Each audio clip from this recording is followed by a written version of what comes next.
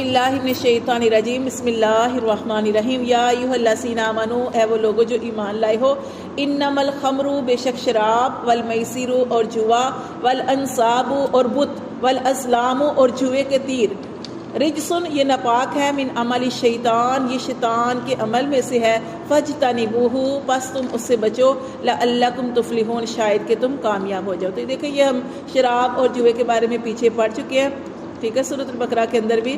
اللہ تعالیٰ فرماتے ہیں ایمان والو شراب اور جوا جو ہے اس سے بچو، یہ گندگی ہے، یہ ناپاکی ہے، یہ شیطانی عمل ہے، شیطان تمہیں برے کام کرواتا ہے۔ والانصاب اور بتوں کو پوجنے سے بچو، والازلام اور جوے کے تیر کے اوپر تقسیم کرنا، ٹھیک ہے نا، وہ جو جوے کے